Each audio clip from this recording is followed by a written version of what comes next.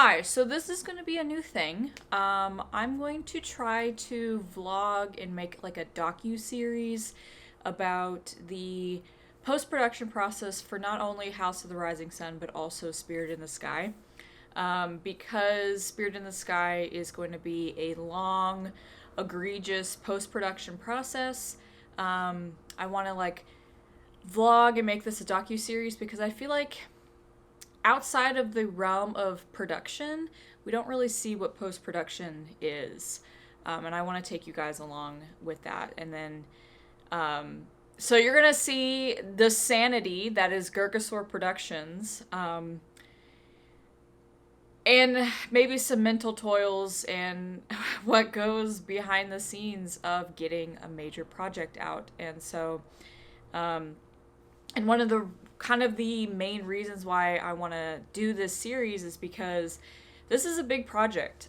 This is a 3-part trilogy, and I'm learning how to market it, and I don't think like that's something like people really know.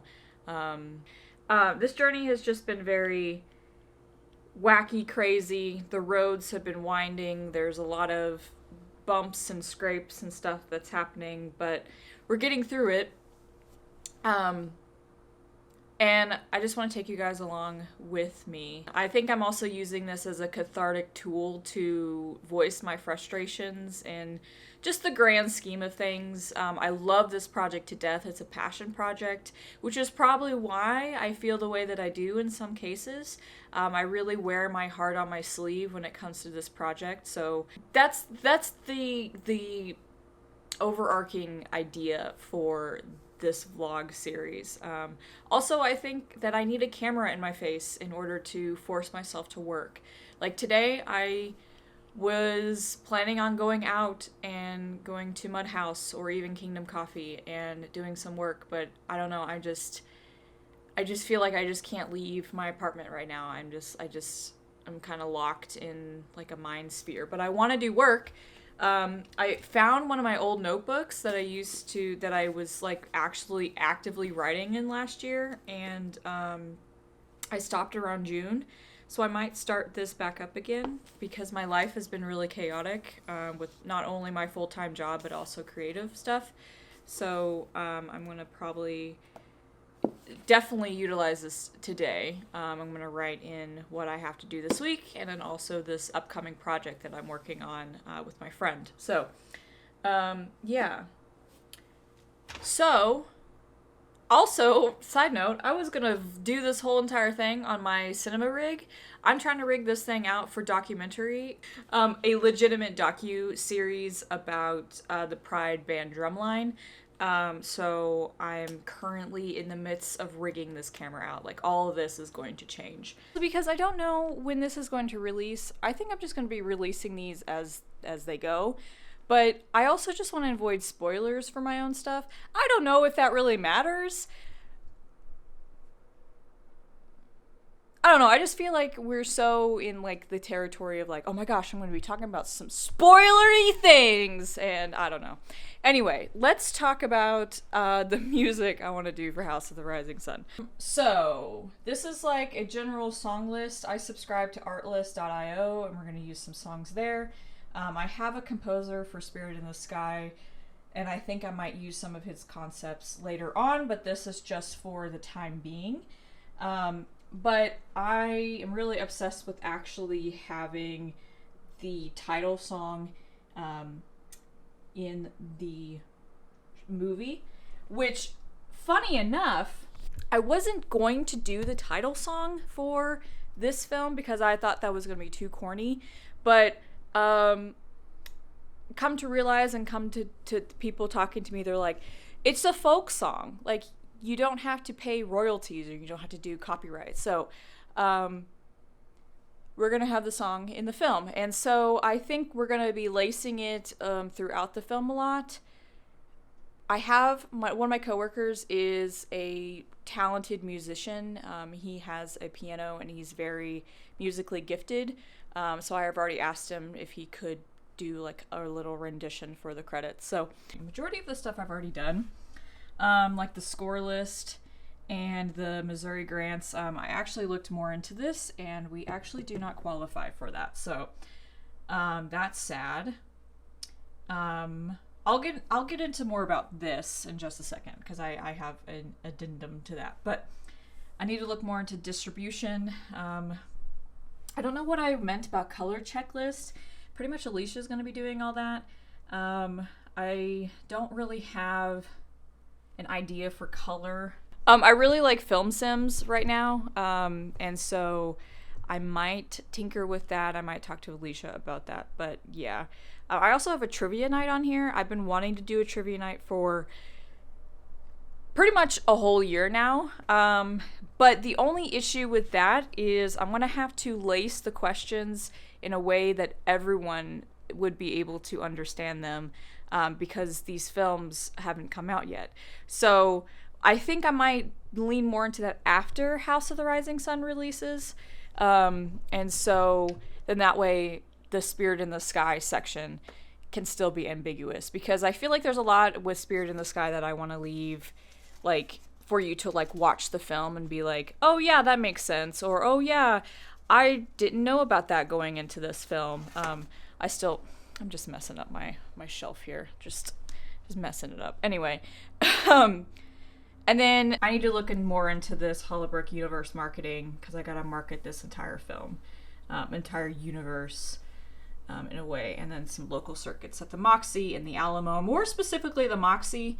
I think the Alamo is going to be a little bit too expensive, but I'm going to try most definitely the Moxie, just because that is a homegrown indie cinema house here in Springfield. So, and the Alamo, I love the Alamo, but they are a chain, and the Moxie isn't. So, I want to celebrate the Moxie more than the Alamo, but I have the Alamo there just in case. Here's my shelf that I was messing with earlier. This is all the stuff that I have collected throughout the years of the Serpent King and Hollowbrooke universe. These tarot cards I actually bought when I was in Salem, and I put these up here because these two, the sun and death, really represent the arcing idea of the Hollowbrooke universe. So let's actually talk about that, because that's some interesting, fun junk. And here's Penny Lane. Mel actually got me that when she was in England, in Liverpool. And then this is the original crown that she wore in the Serpent King. This is the box, the ceremonial box. And then here is some literature that really inspired the universe. So this actually didn't. This Conjuring the Spirit World, I got that when I was in Salem, but I put it here because it's like the spirit world and there's some ghosts and witchy stuff in it. Myths of Ancient Egypt. This whole film is based around an Egyptian demon, Apep, and some of the literature is in this that I took from and took inspiration. Here's Carmilla, and then also Children of the Red Peak, which is a really good book about cults. So the sun is a big part of the Hollowbrooke universe. Ra being the sun deity, and he's the sun god. And actually, so in Egyptian lore, Apep and Ra hate each other. So they are opposing forces. And Ra is actually the one that casts Apep away. Apep. It's how you say it. It's Apep. But in our film, we say it as Apep. That's just some ignorance that I should have looked more into. So that's on me. But Apep is he's a demon, essentially. And so I took kind of that aspect of this creature in Egyptian lore, and I transformed it to match or fit our story. So like Apep is more of she's a goddess in our story, and she's mythical, and we only see her like a few times. And that aspect, she's only like her voice we only really hear through Alice, and so like all Alice does throughout not only the Serpent King, but also Spirit in the Sky is basically influenced by Apep. Later on, I also had the thought of showcasing the real Alice, so Alice before Apep's influence, but that was something that I knew I was going to have to throw away. Something we do in screenwriting called killing your darlings. There was a lot of things in Spirit in the Sky I should have killed, but I didn't. I left it in. So I really hope, that's like my biggest fear with Spirit, is it's going to be a bloated mess. I'm saying this now as you guys watch this, and because this is the part of the video, or part of the vlog that I want you guys to see, is like, there's a lot of things that I should have done, but I didn't do it. I've been obsessed with the concept of the tortoise and the hare. That's an old story about, patience, essentially. And it really kind of hit me the other day when I was thinking about it, because when I was, producing these projects, I was just running, and like wanting to get them done, wanting to like make this story, wanting to like write everything that I wanted to write, and then just shoot it and do it. And I should have been the tortoise, because the damn fucking tortoise came and caught up to me and was like, you see all this greatness that you could have had if you just waited? So, I don't know. Anyway, back to the sun. So the sun is a big part of this project. The sun god Ra blasts down upon thee the light of the Serpent King. The sun is a big thing in the House of the Rising Sun. It's literally in the title, and then we figure out, or something happens in Spirit of the Sky, where the sun is now an opposing force to the Evans. I wonder why. I wonder what's gonna happen. Anyway, so in tarot world, the sun means happiness. The light illuminates those who are able to direct it and blinds those who abuse it. Harmony, sincerity, clarity, security, faithfulness, and glory. So I feel like that really matches kind of the outer terms of, this entire universe. And then the second card that I have up there is Death, which death actually doesn't mean what you think it means. I think when we think of the Death card, we are like afraid of it or whatever. The Devil card is the one that you need to be afraid of. But death is transformation. It means destruction and rebirth run through all forms of being under the domination of time. Transformation, surprise, beginning, end, rebirth, freedom, and balance. The Death card is very prevalent. Very prevalent in House of the Rising Sun and also Spirit in the Sky. Like, everything I just read, half those characters reflect the Death card. And that's why, like, I feel like the Death card really speaks to me in this aspect of this universe. Tarot is really interesting. It has a lot of meanings. Do we see any of this in the film? We don't see tarot in the film, but like, just kind of keep that in mind when you like watch these films. That's like, it's like heavy on the concept. So this Missouri grant, this MAAA grant, which is like Middle America something association. So I actually looked back into it. That was the grant that like freaked me out because of the federal funding. And that was on pause because of our government. And that like freaked me out, thinking like, oh my God, I'm not going to get funding for these films. I'm gonna talk about that a little bit. So going back to the allegory of the hare and the tortoise, I should have gotten grant funding. Pretty much at the start of this. I think actually when I first realized that I wanted to make House of the Rising Sun. because I think that would have helped us out in the long run. I also think that every single person that worked on this project deserves some sort of monetary compensation in some way. There are 4 people I have in mind that have been around since day one, since literally the Serpent King, and they deserve all the money that I could give them. And as somebody that works a full-time job but also has to make money for a living, I can't just, I literally, like, how much I want to give these people would be 4 months of my paycheck. And that would be literally getting my paycheck and then giving it back to them. And so, obviously, realistically, I can't do that. So I'm relying on federal funding, on the premise that we have already shot these projects, and we're in post-production. I'm kind of maybe leaning on the fact that we have one more thing to shoot within the Hollowbrooke universe in June, and maybe that will help us lead into the funding.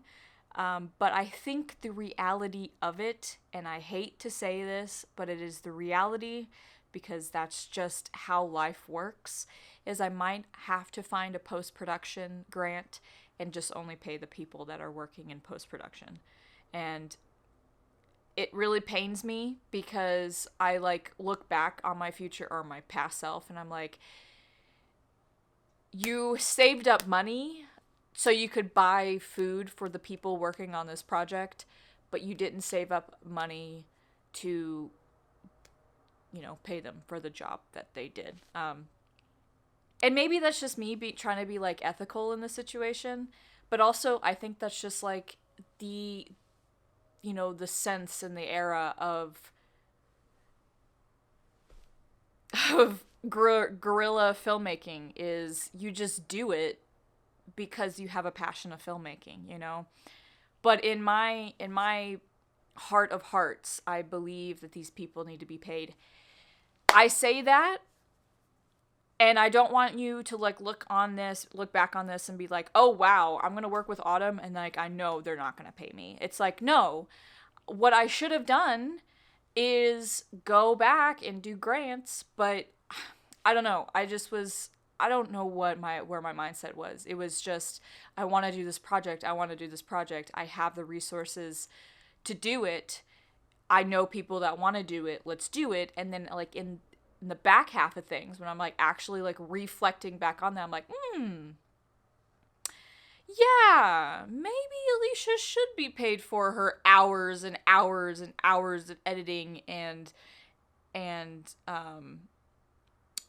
director photographing, and maybe Mel should be paid for hours and hours of preparing for these characters and helping me direct. And yeah, so that's where I'm at right now. I think that's why like I am struggling a lot, is because I have that expectation that I've put on myself, and I'm outwardly projecting that into my sphere, and that's what I'm thinking, like, people are going to be looking at me being like, oh, wow, this person made all these people work on an hour and a half feature, and none of them were compensated. Crowdfunding, because I just feel like that's just begging for literally the people that worked on the film to be like, oh, I'm being compensated, but I literally have to give money back. And that's like a lot of the things like with these grants too. You have to like literally pay for the grant because it's like, it's crowdfunding. So it's like, I don't know, maybe it's all just in the learning sphere and maybe we all just go, ha, yeah, well, that's just what happens. The issue with this one is, if I do that one, I might have to push the prologue date to July instead of June, because in order for us to qualify for that one, we have to be in production July 1st, in the sphere of July 1st to like September something. So that was like the caveat to that one. And I have in my head that I want to do the Spirit prologue the first weekend of June. So after talking about my stupid decision to not file for grants, let's talk about what's next for this universe. So after we wrapped Spirit in the Sky, I kind of took a couple of days to kind of think about the overarching story of the project, and there was a story in there that we just couldn't do. I think I took it out originally. Yes, I did. This script went through a lot of changes. It went through a lot of stuff. And so all of these films, Serpent King and House of the Rising Sun, they all have like a prologue in a way. House of the Rising Sun, it's not so like apparent, but it is the prologue of the film. I wrote it specifically to be the prologue. Spirit in the Sky wasn't going to have a prologue. I think because of the scale of the project, I just didn't write one for it. So in that aspect, I thought that it would be better to shoot the prologue after we shot everything. There was going to be no way, and literally not a financial way, that I would be able to squeeze 2 more days in to do the prologue. So we're going to do it in June. The prologue is right now at 13 pages, which was where I wanted it to be. I didn't want it to be any longer than 15. I didn't want it to be any shorter than 10. I might see if I can trim it down to 11, but I don't know if I can. And so the prologue is actually going to follow the 3 witch sisters, because I thought it was imperative that they had some backstory before we saw them in Spirit. So we only see them for a little bit in Spirit, but they have big personalities, and I want them to be showcased. And so that's basically what the prologue is. It's just following them before Hollowbrooke was born, essentially. And so originally I actually had Alice telling the story to Jude, but I took that whole entire sequence out, and then because there was a lot with Alice that was going to be happening, but I wanted her to be more of a scary, ethereal character, and everybody else be a little bit more grounded. So because we had a lot of like floaty type of spiritually characters, and I was like, no, we need to like have our grounded characters and just have this one ethereal entity. So that's kind of why the witches kind of took a back seat. And I say this as, and you're watching this and you're like, well, we haven't even watched the movie, Autumn. Well, yeah, the movie's probably not going to come out until like October or even November, or maybe even next year. I don't even know. But I want you to know now, in February of 2025, that what I'm telling you is going to reflect back onto your brainscapes when you watch this film. Go back to watch Spirit in the Sky, and you're like, oh, that makes sense. I know what Autumn was thinking about the whole entire time. Or you might not even do that. I don't know. I don't know what your brain does, okay? Leave that up to you. Alicia just sent me some scenes for Spirit in the Sky, and I reviewed them. They're looking pretty good. And I'm also talking with our composer about some music for these scenes. And House of the Rising Sun is nearly there. I have a few small little bits of things I want to do, and then I'm hoping that we get this out in April. So that's what I'm hoping. I'm really hoping April. It feels like an April film. Even though it takes place in November, it feels like an April film. Anyway, I'll see you guys in the next one. All this to say, maybe I should go back to therapy.